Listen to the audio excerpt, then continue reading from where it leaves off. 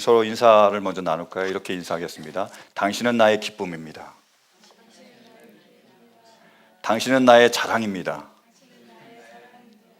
나는 당신의 기쁨입니까? 여러분, 우리 모두가 서로가 서로에게 기쁨과 자랑이 될 수 있기를 간절히 바랍니다. 가정의 달을 맞이해서 신문에 이런 기사가 실렸습니다. 인도에서 있었던 일이에요. 인도에서 한 아주머니가 배가 너무 아파가지고 고통을 받고 있었어요. 그래서 남편이 자기가 잘 아는 병원에 있다고 그 아내를 데리고 갔습니다. 그래서 마취를 시키고 수술을 했습니다. 병명을 모르고 갔는데 맹장염이라고 얘기를 했습니다. 그래서 수술이 아주 잘 됐다고 퇴원하라고 그래서 퇴원을 했어요. 근데 퇴원하고 나서도 2년 동안 계속 배가 아프고 허리가 아픈 거예요. 너무 힘들어가지고 남편에게 제발 병원 좀 다시 데려다 달라고 부탁을 했습니다. 자꾸 남편이 안 된대요. 안 데려가는 거예요. 그래서 하도 답답해가지고 친척들에게 부탁을 해서 친척들하고 같이 병원에 갔습니다. 검사를 해보니까 신장 한쪽이 없어진 거예요. 그러니까 2년 전에 맹장염 수술 때문에 아내를 데리고 가서 마취를 시켰잖아요. 맹장염 수술할 뿐만 아니라 신장까지 하나 띄어낸 거예요. 남편이요. 그래서 이 아내가 불법 장기 매매로 이 남편을 고발을 했습니다. 남편이 왜 그랬느냐 하니까 이 여자가 결혼을 올 때 결혼 지참금을 가져왔는데 모자랐다라는 거예요. 그래서 이 신장을 팔아서 자기가 그것을 채웠다고. 야, 그런 기사가 며칠 전에 실려 있었습니다. 그런데요, 오늘 우리에게 주신 이 말씀이 야곱의 가정인데요, 믿음의 대대로 흐르는 믿음의 가정입니다. 근데 이 가정도 문제가 참 많았습니다. 문제였어요. 첫 번째로 이 가정에는요, 서로 미워하고 서로 시기하고 서로 싸우는 거예요. 야곱에게 아내가 몇 명입니까? 2명. 첩이 몇 명입니까? 2명. 여자만 몇 명입니까? 4명. 그래서 줄줄이 아이를 낳아가지고 아들만 12명. 배다른 아들이 한 집안에 12명입니다. 여자가 4명이에요. 그러니까 바람 잘 날이 없는 거죠. 서로 막 치고받고 싸우는 거죠. 게다가 이 불에다가 야곱은 기름을 붓습니다. 그 4명 중에, 여자 중에 골고루 사랑을 해줘야 되는데 라헬만 사랑한 거예요. 특별히 라헬만 이뻐하고 라헬만 사랑하고 라헬만 생각하니까 다들 싫어했겠죠. 뿐만 아니라 라헬이 아들을 낳았는데 이제는 다른 아들을 다 제쳐놓고 이 아이만 편애하는 거예요. 다른 아이들은 그냥 옷을 입히고 채색 옷을 이 요셉에게 주고 요셉만 이뻐하고 요셉만 좋아하는 거예요. 여러분, 편애가 있는 가정에서 어떻게 되겠습니까? 다른 아이들이 가만히 안 놔두는 거죠. 그래서 시기하고 그리고 미워하고 이제 틈이 나니까 이 요셉을 죽이려고 했던 거죠. 그거는 너무 못할 짓이어서 노예로 팔아버리잖아요. 은이십이에요. 그 가정이 바로 야곱의 가정입니다. 뿐만이 아닙니다. 이 가정은요, 서로 거짓말을 너무 잘합니다. 속고 속이는 거예요. 아버지 요셉부터 거짓말을 많이 했죠. 사기를 쳤습니다. 형을 속여먹고, 그리고 아버지 이삭을 속여먹잖아요. 그래서 자기가 그 축복권을 받게 됩니다. 근데 그 아들들도 그대로 본받습니다. 요셉을 노예로 팔아먹었죠. 그리고 나서 그 요셉의 옷을 벗겨서 거기에다가 수염새의 피를 묻힙니다. 그리고 옷을 막 찢어요. 그리고 아버지 그 옷을 들고 갑니다. 아버지에게 말해요. 아버지, 우리가 오는 길에 보니까 옷이 하나 이렇게 있는데 꼭 요셉 옷 같지 않습니까? 라고 물어보는 거예요. 아버지가 보니까 뭐예요? 옷이 찢어져 있고 피가 묻어 있습니다. 우리 아들이 사나운 짐승에게 잡아먹혔구나. 얼마나 마음이 아팠겠어요. 그래서 장장 13년 동안 아들이 죽은 줄도 알고 그 고통 가운데 있습니다. 여러분, 아들을, 사랑하는 자녀를 먼저 떠나보는 그 아버지들의 심정이 어떻겠어요? 그 13년 동안이나 아들이 죽은 줄 알고 매일 그 아들을 생각하면서 고통받고 괴로워한 거죠. 그게 바로 믿음의 가정이라는 야곱의 가정이었습니다. 근데 이 가정이 믿음의 가정이기에 하나님은 은혜를 베푸세요. 그래서 요셉을 통해서 이 가정이 치유되고요, 회복되고 하나가 되게 하십니다. 저는 가정의 달을 맞아요, 우리에게 이런 은혜가 있기를 간절히 바랍니다. 하나님께 음하셔서 우리 가정이 치유되고 우리 가정이 회복이 되고 우리 가정이 하나가 될 수 있는 은혜가 있기를 간절히 축원합니다. 그럼 하나님께서는 어떻게 이 깨어진 가정이 하나가 되게 하셨을까요? 첫 번째로요, 하나님께서는 서로가 서로를 이해하게 하셨습니다. 보실까요? 17절이요. 자, 함께 봉독합니다. 아우님에게 전하라고 하시면서 너희 형들이 너에게 몹쓸 일을 저질렀지만 이제 아버지는 내가 형들의 허물과 죄를 용서하여 주기를 바란다 하였습니다. 그러니 아우님은 우리 아버지께서 섬기신 그 하나님의 종들인 우리가 지은 죄를 용서하여 주시기 바랍니다. 요셉은 이 말을 전해 듣고서 울었습니다. 형들이 자기의 동생을 시기하고 미워하고 죽이려고 했습니다. 웅덩이에 집어넣었어요. 살려달라고 요셉은 그렇게 외쳤는데 귀를 막고 듣지 않았습니다. 그리고 이 요셉을, 자신의 동생을 은 20의 노예로 팔아버렸습니다. 그런데 지금 후회하는 거죠. 지금 자책합니다. 그래서 우리가 잘못해서, 우리가 그러면 안 되는데, 네가 그렇게 살려달라고 했을 때 우리가 너를 살려줬어야 되는데 우리가 잘못했다. 그래서 자신의 죄를 고백하고 자신의 죄에 대한 용서를 요셉에게 구하고 있습니다. 요셉은 그 말을 들으며 마음이 울리는 거죠. 어떻게 생각합니까? 그래, 내가 아버지의 사랑을 독차지했지. 아버지가 나만 사랑했지. 그래서 나에게 형들이 시기하고 미워하고 그 미움 때문에 형들이 나를 팔아넘겼던 거야.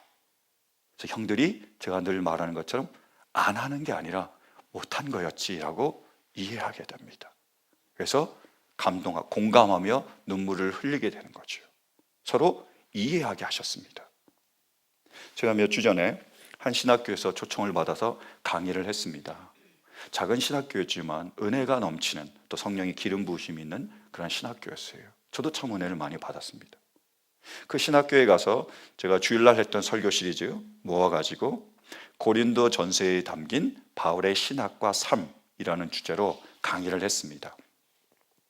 제 5강, 여러분도 잘 알다시피 배려와 배려에 대한 말씀을 제가 나눴어요. 우리가 다른 사람을 배려, to care 하지 않으면 우리가 다른 사람을 배려, to cut 하게 됩니다. 그래서 우리가 다른 사람을 to cut, 배지 않기 위해서는 다른 사람을 to care, 배려해야 됩니다. 이렇게 얘기를 했어요. 그래서 다른 사람을 배려하려면 먼저 어떻게 해야 되죠? 다른 사람을 이해해야 됩니다. 라고 얘기를 했습니다. 그래서 제 아들 성찬의 이야기를 했어요. 제 아들은 자폐입니다. 이 아이는 아직도 피피와 푸푸를 잘 못 가립니다. 그래서 옛날에는 꼭 2시간씩 화장실에 앉혀줘야 됩니다. 근데 한 번은 이 아이가 크게 실수를 했습니다. 제가 너무 화가 나고 너무 분노를 참을 수가 없었습니다. 그래서 이 아이에게 소리를 지르고 그리고 이 아이를 좁히려고 했습니다. 근데 그 아이의 눈과 제 눈이 마주쳤습니다. 그 아이는 말을 못하지만 눈으로 저에게 말했습니다. 아빠, 내가 안 하는 게 아니라 못하는 거예요. 나도 하고 싶어요. 제가 그 아이를 통해서 하나님이 저에게 주시는 메시지를 들었습니다. 우리는 안 하는 것이 아니라 못하는 것이다. 우리가 안 한다고 생각할 때 우리는 분노를 참을 수 없습니다. 그러나 우리가 못한다고 생각할 때 우리는 긍휼함을 참을 수가 없습니다. 그 사람을 도와주게 되고 그 사람을 어떻게 우리가 세울 수 있는지 생각하게 됩니다. 여러분 기억하십시오. 안 하는 게 아니라 못하는 거예요 라고 강의를 했습니다. 그렇게 강의를 하니까 앉아있던 어떤 학생이 눈물을 펑펑 흘리는 거예요.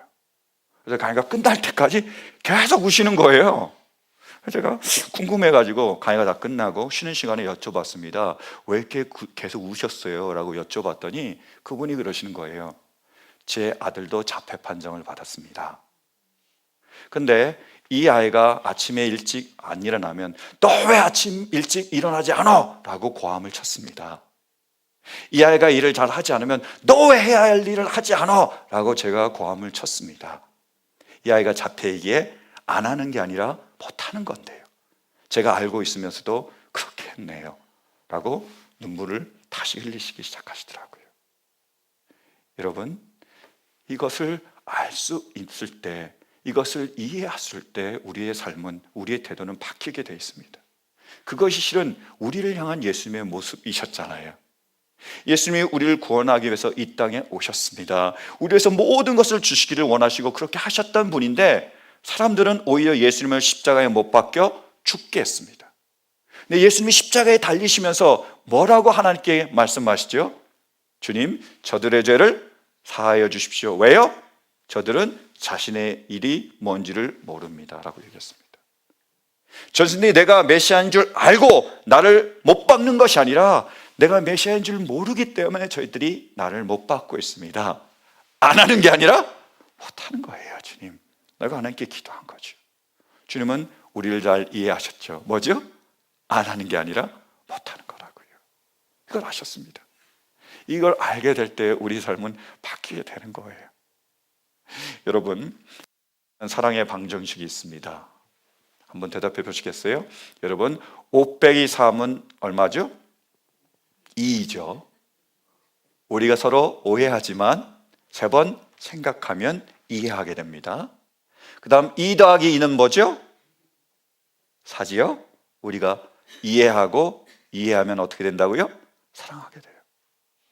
우리가 저 사람을 이해하고 저 사람이 나를 이해해 주게 될 때 사랑하게 됩니다. 그러므로 우리 모두가 서로 이해해 줄 수 있길 간절히 바랍니다. 저 사람은 왜 그래? 왜 이렇게? 라고 정죄하지 마시고요. 저 사람이 왜 그렇게 할까? 라고 우리가 그 사람을 이해해 줄 수 있는 은혜가 있기를 간절히 축원합니다. 두 번째로, 하나님께서는 어떻게 깨어진 가정을 하나 되게 하셨을까요? 하나님은요, 서로 용서하게 하셨습니다.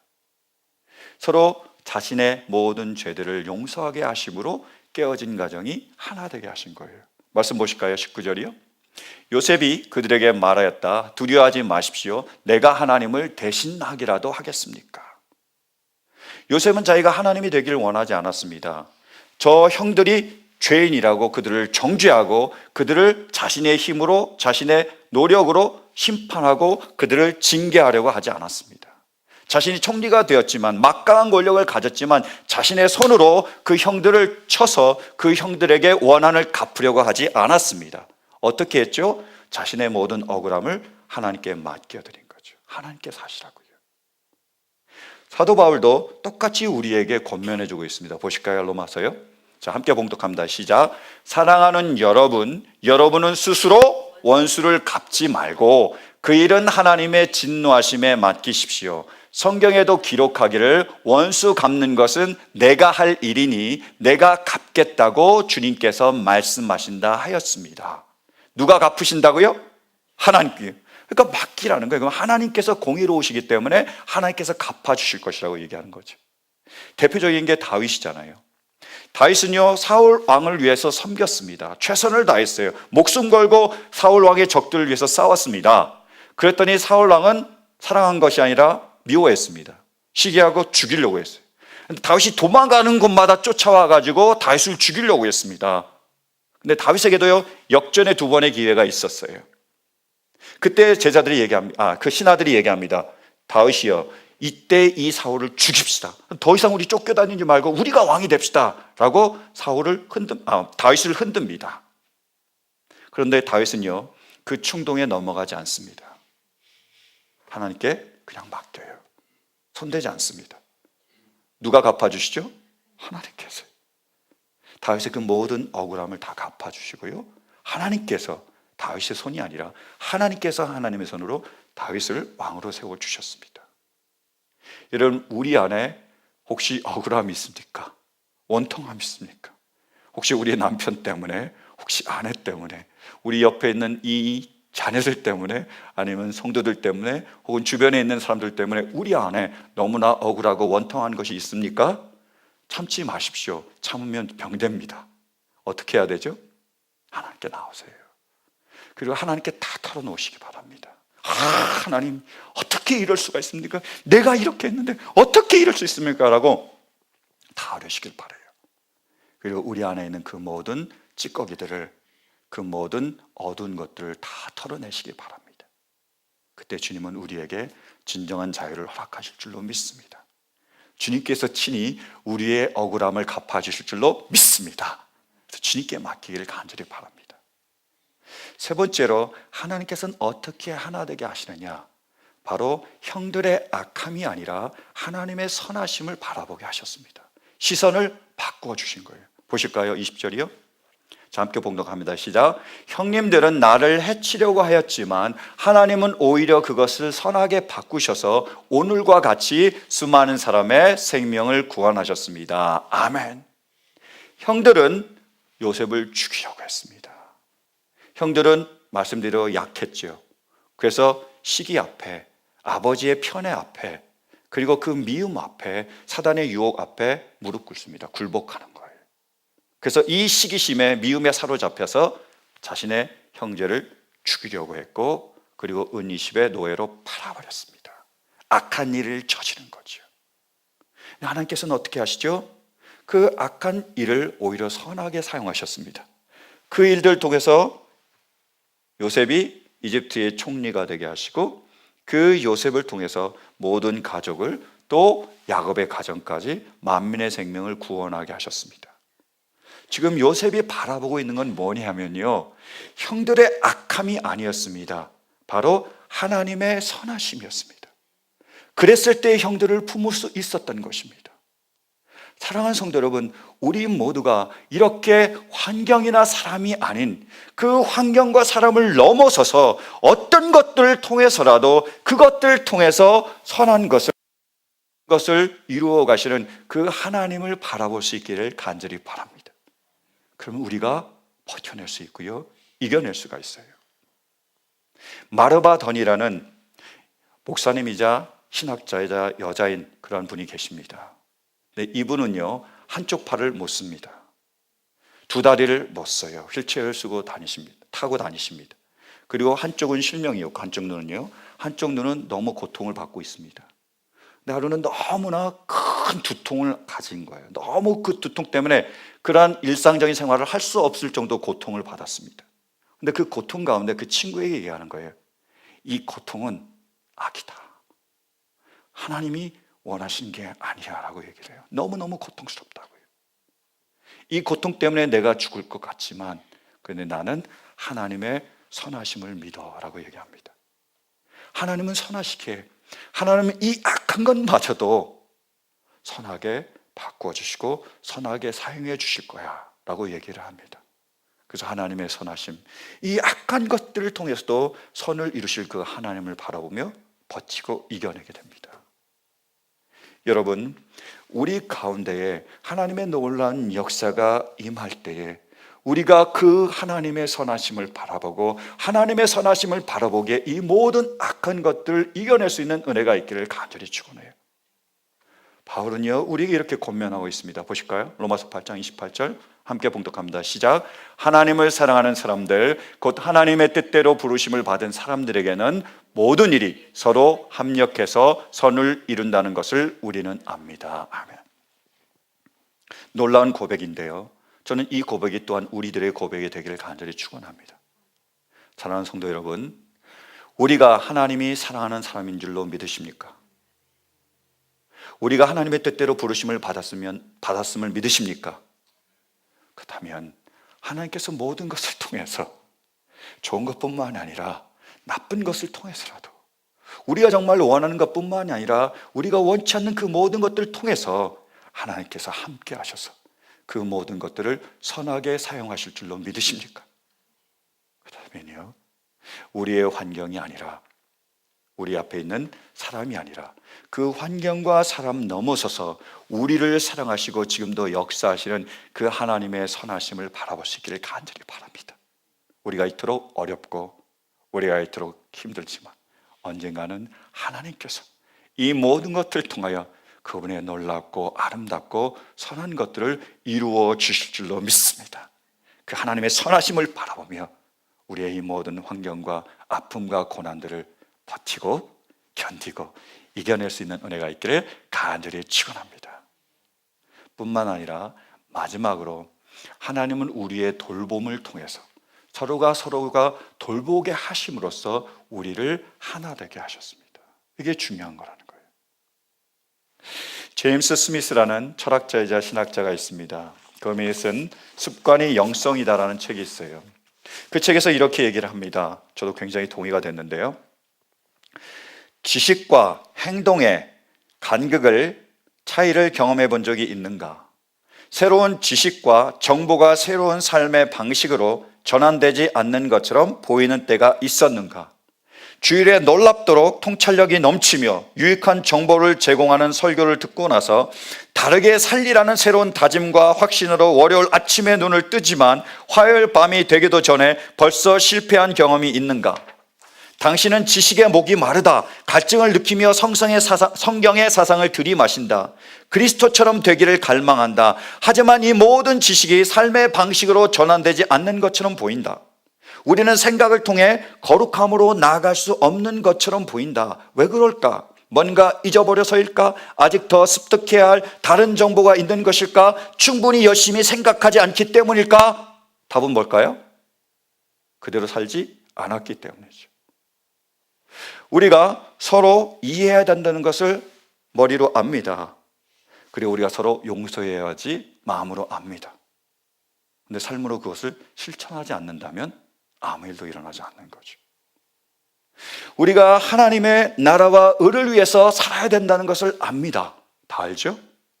우리가 하나님의 나라와 의를 위해서 살기를 원합니다. 원해요. 근데 우리가 정말 나아가서 하나님의 나라와 의를 위하여 살지 않는다면 우리에게 남는 것은 없습니다.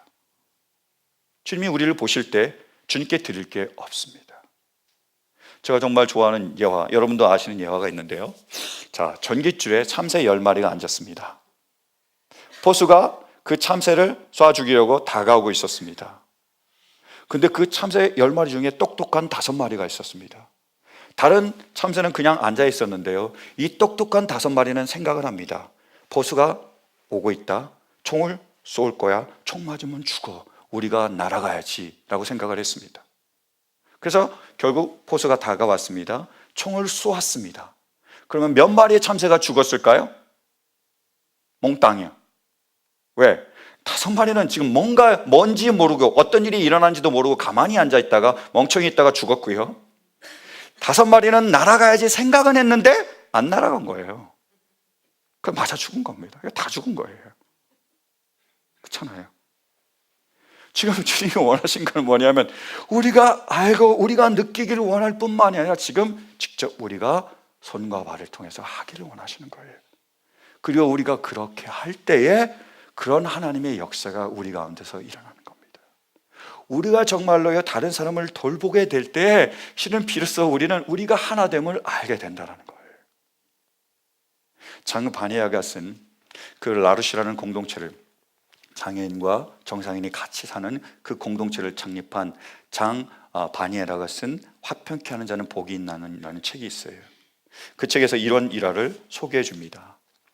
파리에 사는 지인이 있다. 알츠하이머를 앓는 아내를 둔 사람이다. 유능한 사업가로 눈코 뜰 새 없이 바쁘게 살았다. 그러나 아내가 병에 걸리자 그는 생활을 바꾸었다. 아내를 시설에 맡겨둘 순 없었어요. 그래서 제가 직접 그녀를 지키고 먹이고 목욕을 시키기로 결심했지요. 파리에 가서 그들을 방문했을 때 일평생 사업으로 바빴던 그는 제가 변화되었습니다. 더 인간적인 삶이 무엇인지 알게 되었답니다. 라고 알려주었다. 얼마 전에 그에게서 편지 한 통을 받았다. 한밤중에 아내가 그를 깨웠다고 한다. 아주 잠시였지만 아주 정신이 명료해진 그녀가 이렇게 말해주었다고 한다. 여보, 당신이 저에게 해주는 모든 일에 감사하다는 말을 꼭 하고 싶었어요. 그 말을 마치고 그녀는 다시 몽롱한 안개 속으로 돌아갔다. 그는 엉엉 울었습니다. 울음이 그치지 않았습니다. 라고 썼다. 자기가 사업을 하고 비즈니스를 하고 돈을 벌 때에 실은 남편과 아내는 다른 길을 가고 있었습니다. 하나가 될 수 없었어요. 아내가 병이 걸렸습니다. 아내를 간호하기 시작했습니다. 아내와 함께 하기 시작하며 아내를 돌보기 시작했습니다. 그러면서 하나됨을 느끼는 거예요. 주님은 우리가 이런 돌봄을 통해서 우리가 하나됨을, 우리가 하나임을 느끼며 알기를 원하고 계시는 거예요. 그래서 하나님께서는 우리에게 가정을 주셨어요. 이 가정을 돌보면서 우리가 하나님을 느끼게 하시고 계십니다. 뿐만 아니라 하나님께서는 하나님의 가정을 우리에게 주셨습니다. 하나님이 아버지가 되시고 예수님께서 머리가 되시는 가정, 교회를 주셨어요. 그래서 이 교회를 통해서 우리가 가족임을 알게 하시고, 이 교회를 통해서 우리가 돌보게 하심으로써 이 교회를 통해서 실은 하나님 우리가 하나 되게 하고 계십니다. 이 놀라운 일들을 하고 계시는 거예요. 제가요, 미국에 오기 전에, 유학 오기 전에 실은 갈등을 많이 했습니다. 저는 제 집안의 장남입니다. 가정을 돌보아야 될 책임과 의무가 있습니다. 근데 저는 소명이 있기에 미국에 와서 신앙을 공부하고 목사가 되고 하나님의 일을 하기를 원했습니다. 둘 사이에서 제가 굉장히 갈등을 했습니다. 남아서 직장을 잡고 돈을 벌어서 가정을 부양해야 되는지, 아니면은 제가 하나님의 부르신 이 소명을 따라서 와서 공부를 해야 되는지, 이렇게 고민하며 기도하며 말씀을 구하는데 하나님께서 주신 말씀이 있었습니다. 보실까요? 마태복음 19장 29절. 자, 마태복음 19장 29절이요. 내 이름을 위하여 집이나 형제나 자매나 아버지나 어머니나 자식이나 땅을 버린 사람은 100배나 받을 것이요 또 영원한 생명을 물려받을 것이다. 아멘. 이 말씀을 주셨어요. 그래서 하나님을 위하여, 주님이 맡겨준 그 일을 위하여 제가 가족을 떠나서 미국에 와서 공부를 시작을 했습니다. 근데 제가 그때 떠나라는 것, 미국에 오라는 것은 제가 이해가 됐는데 이해가 안 된 게 있었어요. 어떻게 내가 주님을 위해서 이 가족을 버리면 어떻게 내가 100배나 받을 수 있을까라고 제가 의아했어요. 저는 그때 그렇게 생각을 했습니다. 아, 100배를 받는다는 것은 축복을 받는 거지. 그럼 내가 이 가족을 떠나서 내가 미국에 와도 하나님께서 지켜주실 거야. 하나님께서 보호하실 거야. 내가 있는 것보다 하나님께서 더 풍성하게 채워주실 거야 라는 믿음을 가지고 왔습니다. 저 말씀을 잘 이해하지 못한 거죠. 저 말씀에 담긴 중요한 의미가 있다는 것을 제가 목회를 하면서 알게 됐습니다. 확실히 알아요, 지금. 자, 여러분, 제가 지금 목회를 하고 있습니다. 제 아버지와 어머니는 몇 명이실까요? 제 브라더스, 시스터들은 몇 명이실까요? 아시겠죠? 근데 참 안타까운 하나는 있습니다. 왜? 저 말씀 구절 가운데 아내는 안 들어가 있더라고요. 아내가 100명이 될 수는 없는 거죠. 그죠? 그건 좀 안타깝긴 하지만 제가 이제 확실히 압니다. 제 아버지와 어머니들이 누구인지, 제 브라더스와 시스터리 누구인지, 제가 어떻게 목회를 해야 되는지, 무엇이 목회인지를 잘 저에게 가르쳐 주셨어요. 부임교회는요, 저의 가족입니다. 제가 지금 2년 넘게 성경 공부를 하는 청년이 있습니다. 하루는 제가 그 청년에게 물어봤어요. 너는 나를 누구라고 생각하니? 라고 물어봤는데 그 청년이 이렇게 대답하더라고요. 목사님, 저에게 brother도 같고 uncle도 같습니다. 이렇게 얘기했어요. brother, 뭐 친하다는 얘기겠죠? uncle, 뭐 나이가 많이 들었다는 얘기인가요? 하여튼 그러더라고요. 그래서 제가 그렇게 얘기를 했습니다. 그러면 너는 지금부터 나를 브렁클이라고 불러라, 이렇게 얘기했습니다. 여러분, 브렉퍼스트하고 런치를 합치면 뭐죠? 브런치죠. 그럼 브라더하고 엉클을 합치면 브렁클이 되잖아요. 그래서 너는 이제부터 나를 브렁클이라고 불러라, 제가 그렇게 얘기를 했어요. 그리고 그 청년은 저에게 브라더입니다. 그리고 son이에요. son입니다. 그래서 이 청년의 기쁨이 제 기쁨이 되고요, 이 청년의 슬픔이 제 슬픔이 돼요. 그리고 제가 그 청년을 위해서 모든 것을 내어주기를 원합니다. 저는 그 청년이 나를 위해서 모든 것을 내어줄 줄로 믿습니다. 저는 이것이 목회라고 믿습니다. 그 청년이 바로 제 목회의 희망이고요, 그 청년이 바로 제 목회의 자랑입니다. 그 청년이 바로 제 목회의 꿈이에요. 우리가 하나님을 사랑하기에 서로 사랑하는 것, 서로 사랑해서 하나가 되는 것, 그래서 서로의 아픔이 나의 아픔이 되고 서로의 기쁨이 나의 기쁨이 되고 서로가 서로 하나님 안에서 하나됨을 이루어가는 것, 저는 그것이 제 목회의 꿈입니다. 호랑이는 죽어서 가죽을 남깁니다. 사람은 죽어서 이름을 남깁니다. 저는 죽어서 사람을 남기고 싶습니다. 꿈입니다. 여러분, 교회는 가족입니다. 하나님은 그렇게 부르셨어요. 그러므로 우리가 교회가 가족이기에 서로 이해해 줄 수 있기를 간절히 축원합니다. 교회가 가족이기에 서로 용서해 줄 수 있기를 간절히 축원합니다. 교회가 가족이기에 서로 돌볼 수 있기를 간절히 바라요. 그래서 저분의 기쁨이 내 기쁨이 돼서 함께 축하해 주고요, 저 분의 슬픔이 내 슬픔이기 때문에 함께 눈물을 흘려주고요, 그분을 위해서 간절히 중보하며 기도하며 우리도 부족하지만 모자라지만 함께 나누고 함께 그 모든 것들을 통해서 서로가 서로를 섬길 수 있게 되길 간절히 축원합니다. 그때 하나님께서는 우리를 하나 되게 하실 줄로 믿습니다. 근데 이것이야말로 주님께서 우리를 향하여 기도하셨던 마지막 기도입니다. 여러분, 주님이 마지막으로 우리를 향하여 하나님께 어떻게 기도하셨죠? 한번 보실까요? 요한복음 17절이요. 17장이요. 내가 그들 안에 있고 아버지께서 내 안에 계신 것은 그들이 완전히 하나가 되게 하려는 것입니다. 그것은 또 아버지께서 나를 보내셨다는 것과 아버지께서 나를 사랑하신 것 같이 그들도 사랑하셨다는 것을 세상이 알게 하려는 것입니다. 아버지께서 내게 주신 사람들도 내가 있는 곳에 나와 함께 있게 하여 주시고, 창세전부터 아버지께서 나를 사랑하셔서 내게 주신 내 영광을 그들도 보게 하여 주시기를 빕니다. 저는 이 예수님의 마지막 기도가 우리 가운데 이루어지기를 간절히 기도합니다. 예수님과 우리가 하나 될 수 있기를 간절히 바랍니다. 그래서 우리가 서로가 하나 될 수 있기를 간절히 축원합니다. 서로가 이해하고 서로가 용서하고 서로가 돌봄으로써 우리가 정말 주님 앞에서 온전히 하나 될 수 있는 은혜가 있기를 간절히 축원합니다. 그래서 5월 이 가정의 달을 맞이하여 우리의 가정이, 우리의 교회가 하나님이 있는 곳, 주님께서 있는 곳에 우리가 거할 수 있기를 간절히 바랍니다. 아니요, 우리의 가정이, 우리의 교회가 주님께서 계시는 곳, 천국이 될 수 있기를 간절히 축원합니다. 그래서 5월을 맞이하여 우리의 가정을 통해서, 우리의 교회를 통해서 하나님께서 하나님의 가정을, 하나됨의 가정을 이루어 주시는 은혜가 우리 모두 가운데 임할 수 있기를 간절히 축원합니다. 이루실 줄로 믿으십니까? 이 시간 서로 우리 마음을 다해서 축복하며 하나님께 영광 돌리고